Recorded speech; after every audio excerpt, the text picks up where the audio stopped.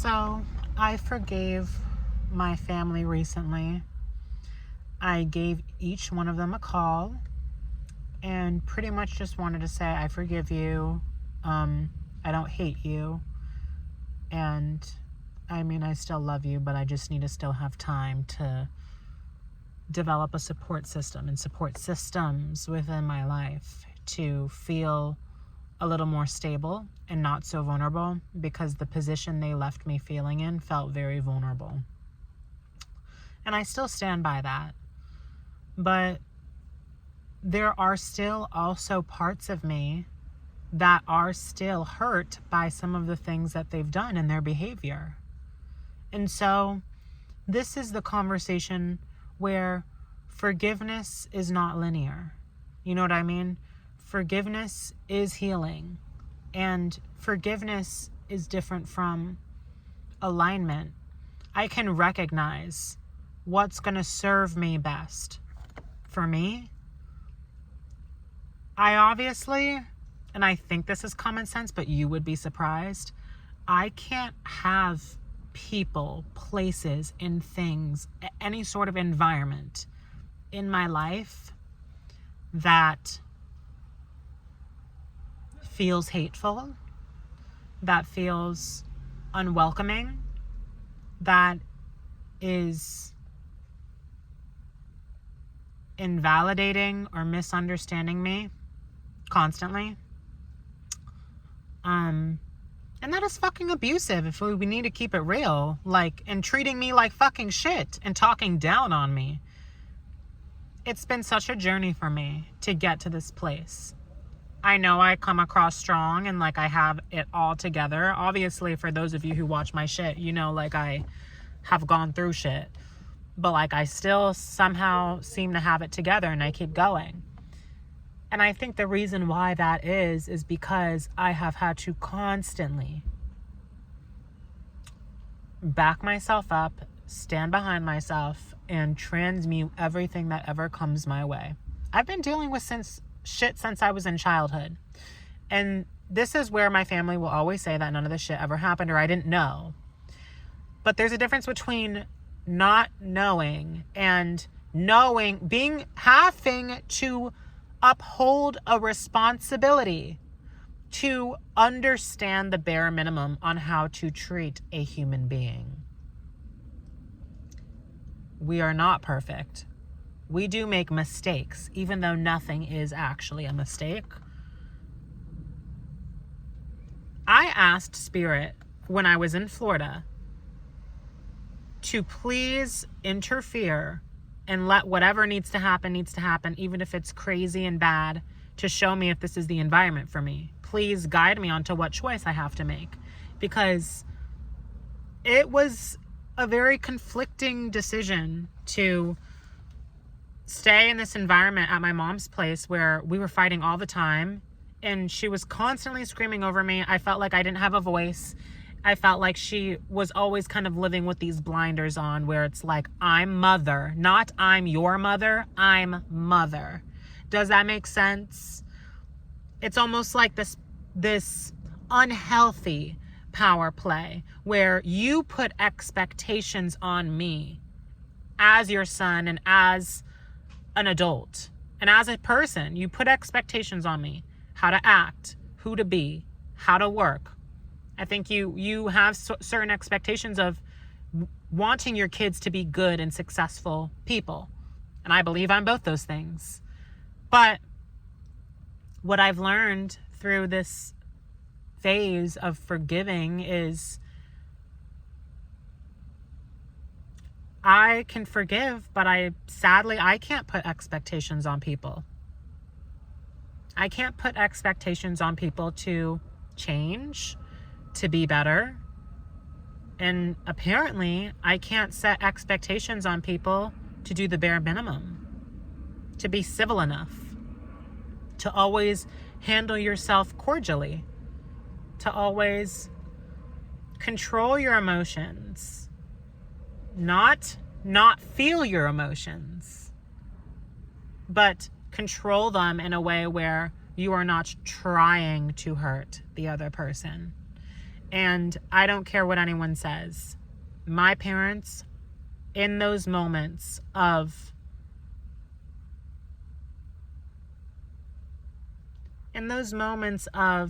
just eruption, December 3rd, October 4th, all these days, and I shouldn't even have the dates memorized. Like, that's how you know how traumatic it was. But on those dates, they were not able to do their job as not only parents, but human beings that have been given the right to walk this earth by God. They were not able to uphold their responsibility to at least communicate their needs as a parent in this relationship maturely, respectfully, lovingly. These are things that should just come. These are things that should just automatically be given if you love the person you're in conversation with. Don't we respect the people we love? Don't we love the people we respect? And even if it's someone on the street. I've had my dad my entire life, tell me to walk through life, very put together and, always handle every person with, the utmost respect, because I'm going to be the bad guy in the end of things.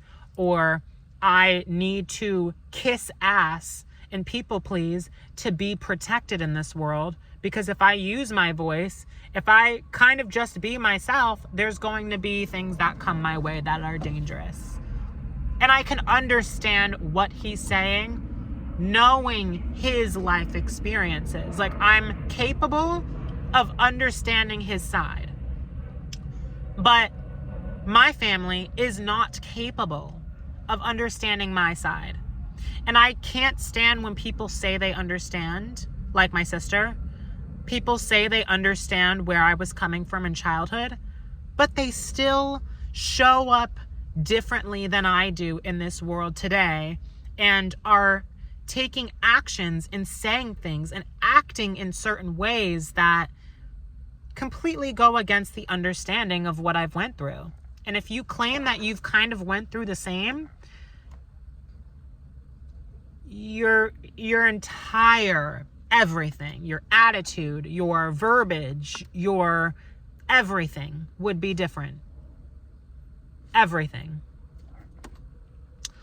So I think it sucks that I can't put expectations on my family to handle me with care and handle me the right way. But they can put expectations on me. And I can still forgive them and move on with my life and myself. But I don't know if I can or will have things, not even just people, but places, things, environments in my life that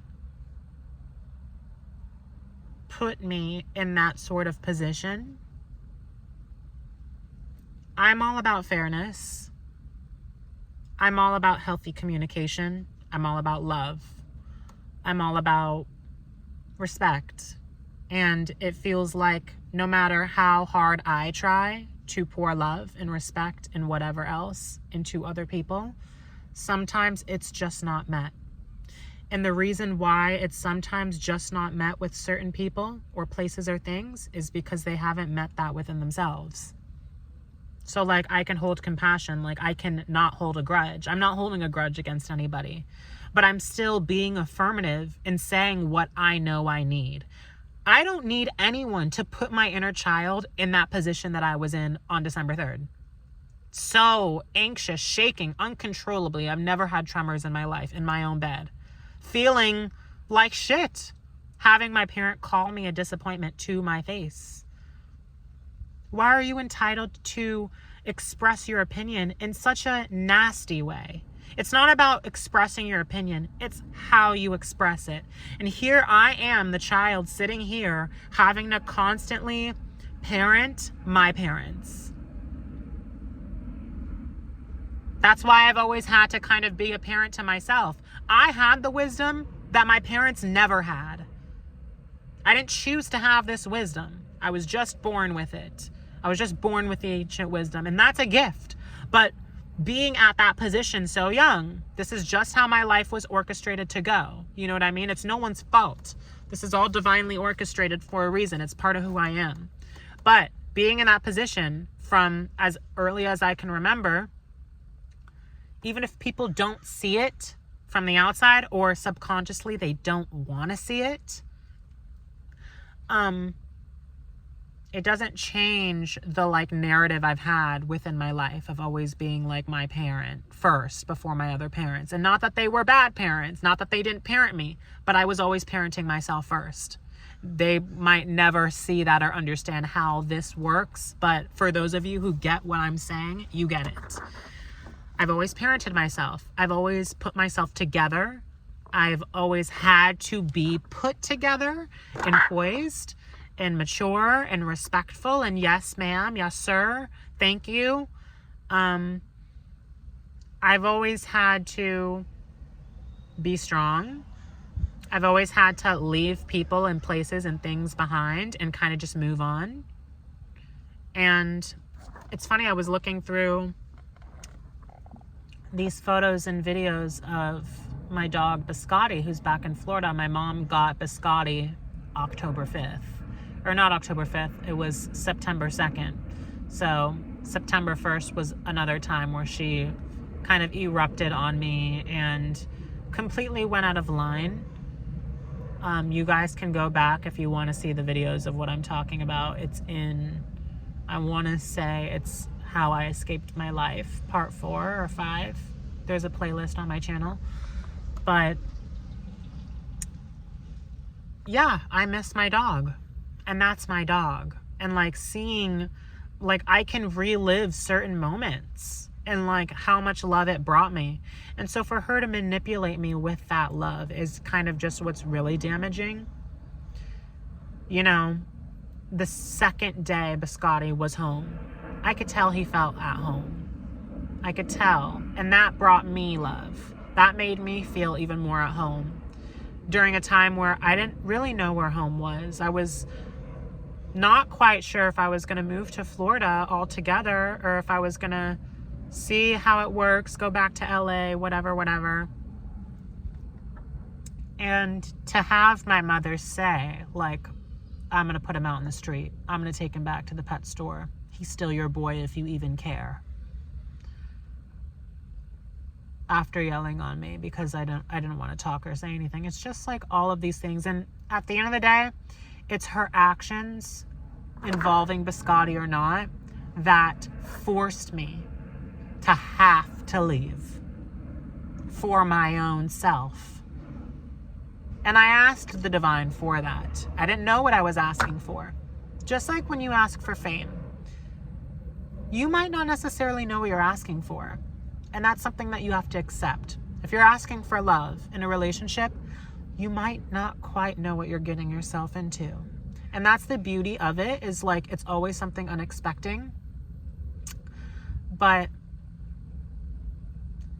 it just hurts me that like I've had to walk away because I wish I could just have that love right now. And then I'm looking so long, because that felt like so long ago in a way. Like that was 8 months ago. Like it's almost been a year. And I'm in such a different place in my life, within myself. I'm so proud. But it's not necessarily how I want it to look, obviously. And so sometimes I just wish I had that source of love there. That was like pure love, without any of the bullshit. So it's like, yeah, your parents say they love you, but then they also provide you bullshit too. That dog did not provide me any sort of bullshit besides tearing up the mats, but it was all fun. I have like this feeling of anger towards my mother for that, because it's just not fucking right. And I just hate, like, I can't fucking take people that can't change. That's just who I am. I can't fucking take people that can't change, because who the fuck are you to not put in at least the effort to change? I can't do it. So I can forgive you, but that forgiveness is in a way saying goodbye.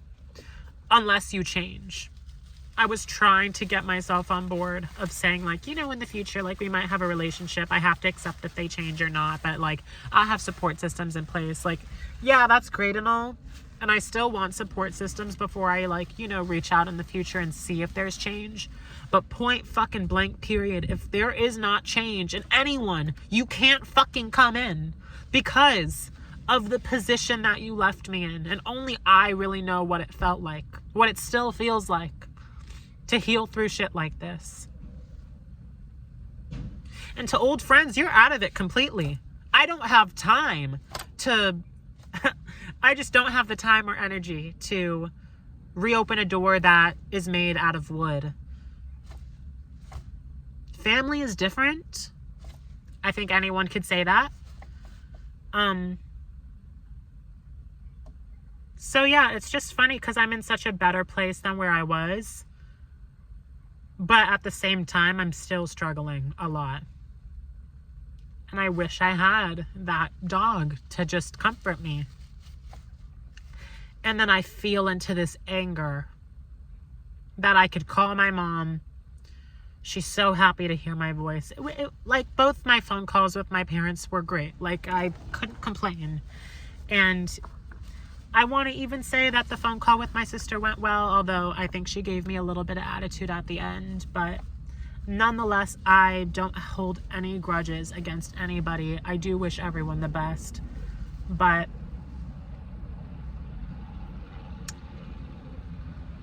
yeah, I just think, like,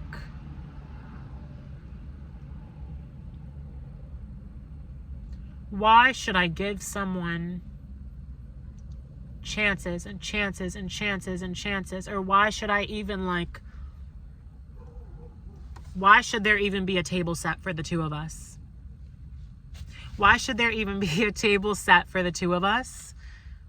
For me to pour love into your cup and for you to pour love into my cup? If one, it's never going to be reciprocated.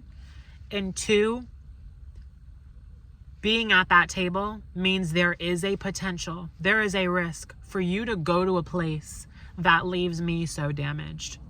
I've had to rebuild myself and glue myself back together every fucking time I've went through anything. Here I am again. I've glued myself back together. I'm stronger than I was before. I'm grateful for the whole experience. It served me. But you are not going to benefit and piggyback off of the healing that I do on myself.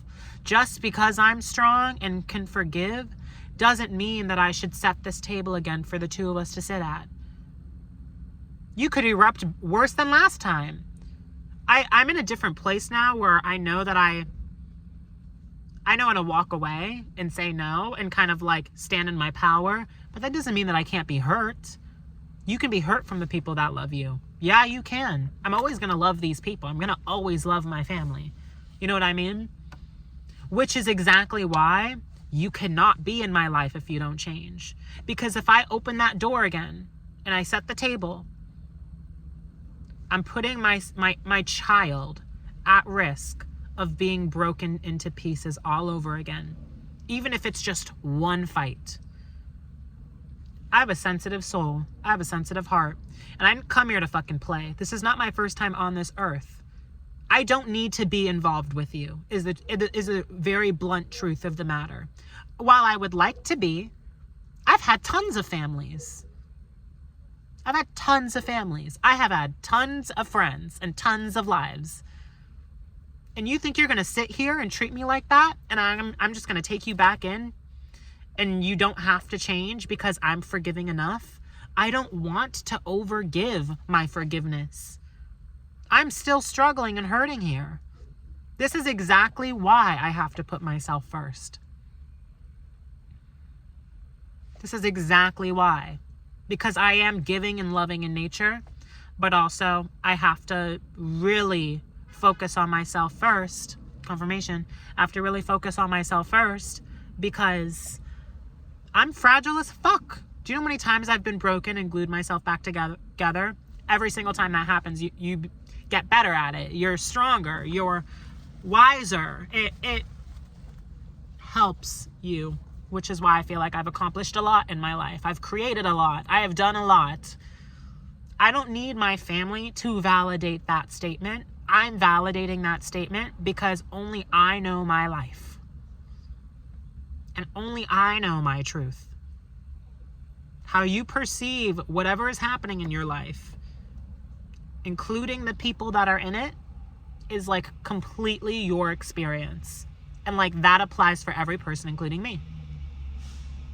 So, if you want to be a stupid cunt and constantly invalidate me and give me attitude, acting like you've changed, acting like you're entitled to forgiveness just because that's a part of my nature, I will shut it down. I will shut it down. I don't need to forgive. I choose to forgive for myself. But again, forgiveness is not linear. And you don't know a thing about me. You knew me yesterday. You don't know me today. You know what I mean? I forgave you a month ago. I don't feel like forgiving you right now. Which is exactly why I have to do things my way and dance to the beat of my own drum. And I just think it's sad that you couldn't dance to the beat with me. Because you can't love all the parts within yourself to be able to love all the parts within me. So I think it's pretty sad. Like, I do genuinely think it's sad. But what's sadder is for me to ever put my child back in a position like that. I'm still holding him. I'm still recovering. I'm still recovering. So, fuck you for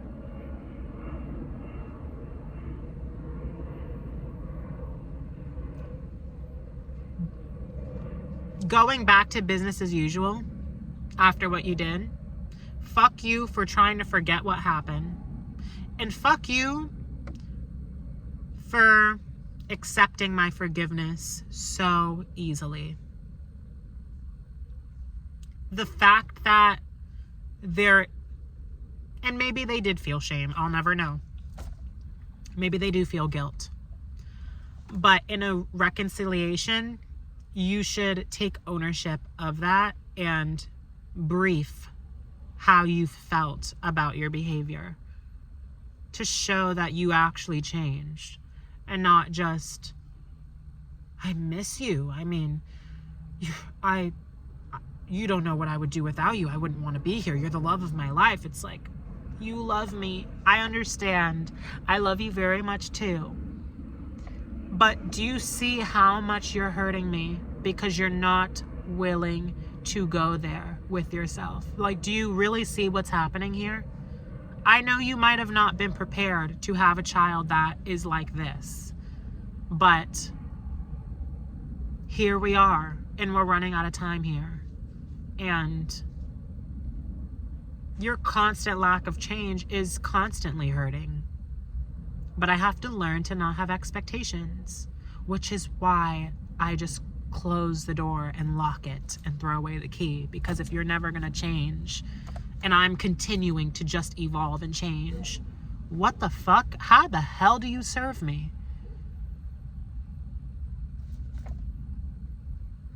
A lot of people love me. A lot of people will continue to love me. And that's because I love me. I radiate love. If you are not giving me that energy back, I just don't understand. Like, you know what I mean? So, like, that's where I stand with things. And for those of you who get it, you get it.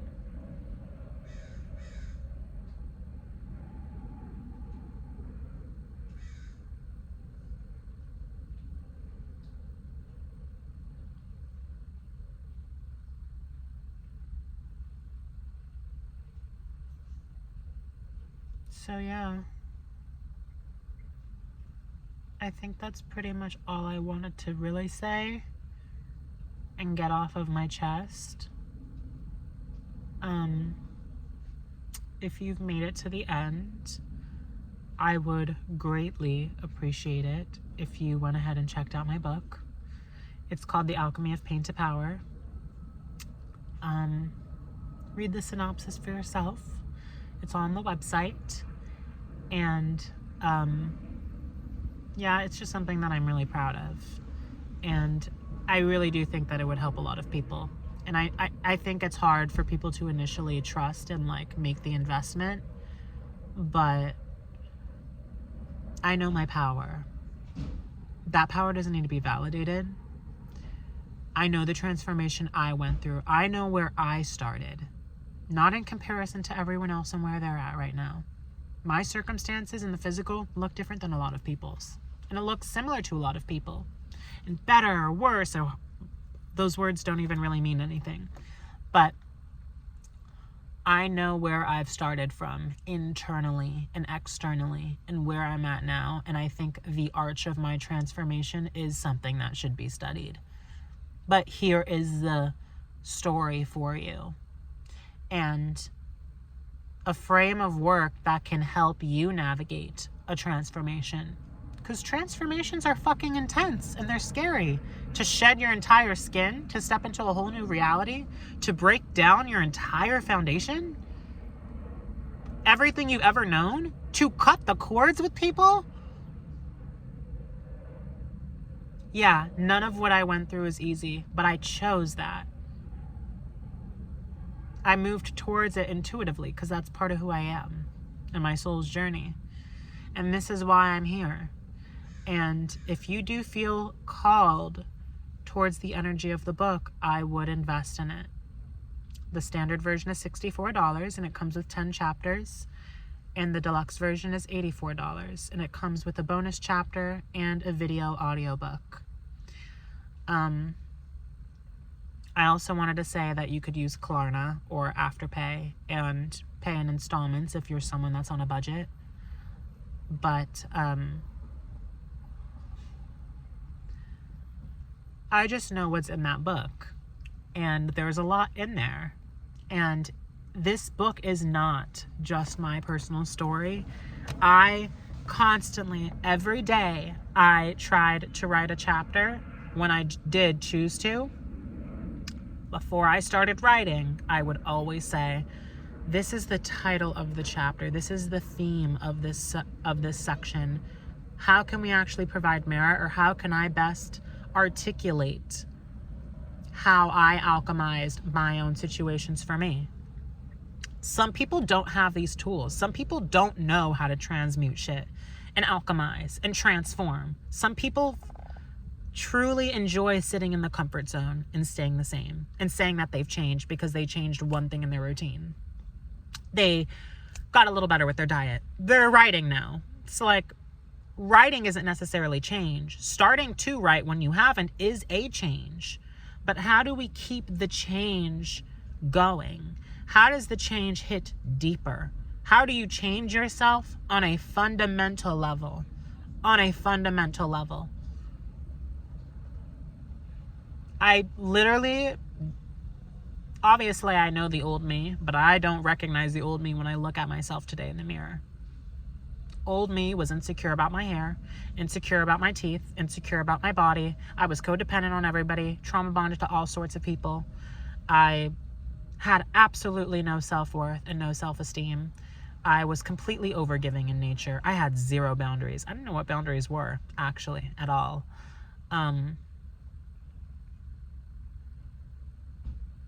I was insecure. I was so much less expressive, not even just with my voice, but in general. So many things I'd be afraid to wear. So many things I'd be afraid to do, even in public. Literally, just a year and a half ago, I was terrified to do a model walk, a runway walk in public. Because I told myself, my ego told me I would not be able to do it. It would look weird. Everyone would be looking at me and being like, what the fuck is this person doing? Like doing a random runway walk in like this part of town, you know? But I've released that. And it's like to the point where like, it's so careless. Like I don't ever do it.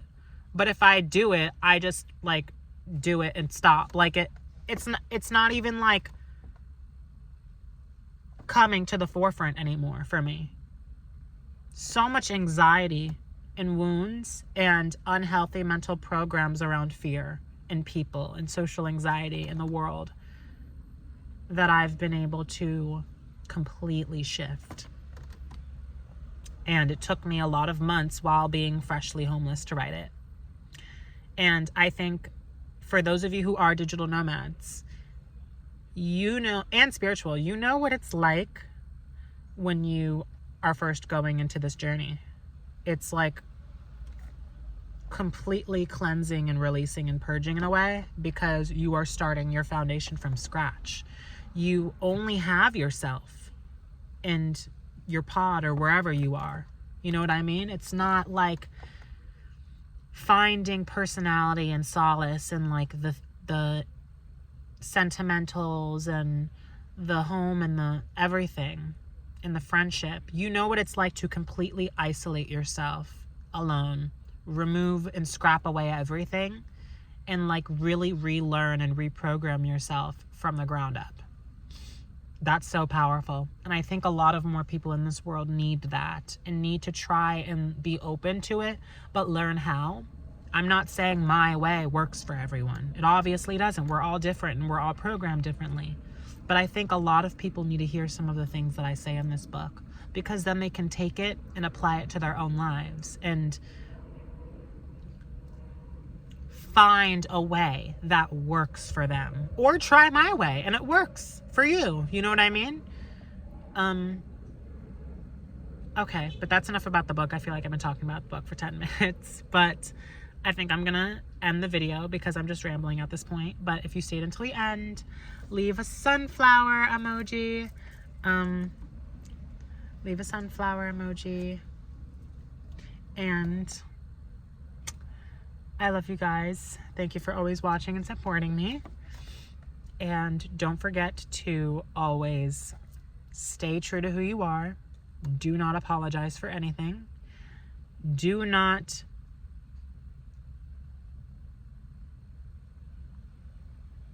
settle for the way other people perceive you. Raise to the vibration and the perception of how you perceive yourself. Genuinely. Only you know what you've been through. And if you're sitting here watching this video all the way until the fucking end, you care to change. Some people don't. So if those people that don't really care to change, or that have a different transformation from yours, and that's not to say one's better or worse, but everyone's transformations are different. Only you know your transformation. Only you know your worth. Don't expect other people to know it for you. The most satisfying thing is to know your worth and to choose yourself and to go with yourself. Keep healing. Life's too short. I love you guys. I will see you in the next one. Bye.